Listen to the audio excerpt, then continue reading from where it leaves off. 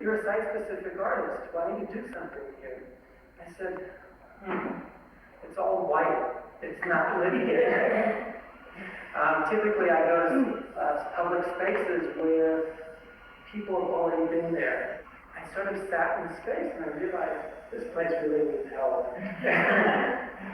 It needs to break out of its shell. It needs to start to offer another place, especially for the students, a place to wander in, or to maybe let go of some of your inhibitions and talk in the dark. The experience of life changes based upon the environment and how we see the environment. I see how your emotions and my emotions change as the lighting changes in the room. So the same mark on the wall, seen under one condition, is read one way, and seen under another condition is read another way. I see this as almost an homage to Michelangelo with the Sistine Chapel, with fingers touching. That's how it strikes me.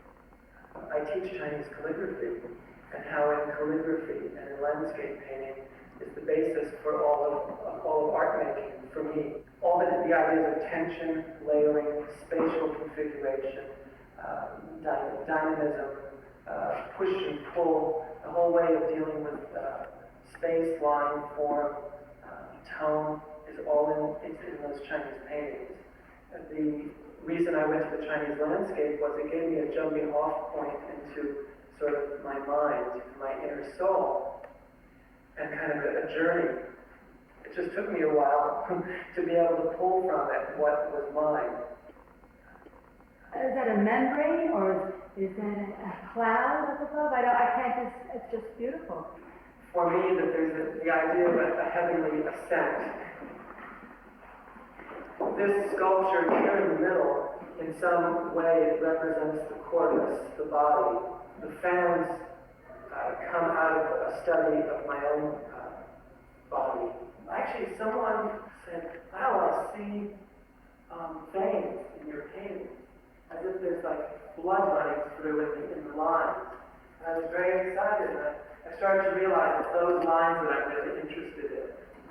I'm really interested in the fact that the PVC piping is so smooth, and the painting seems very rough to me. I mean, it's very easy to let my eye travel over these lines of your sculpture. There's no breaking it. Whereas the painting to me is very jagged, there's a lot of movement. And I like the way these react against each other.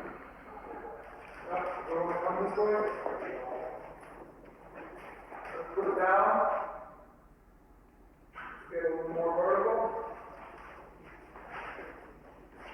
Come up. Right there.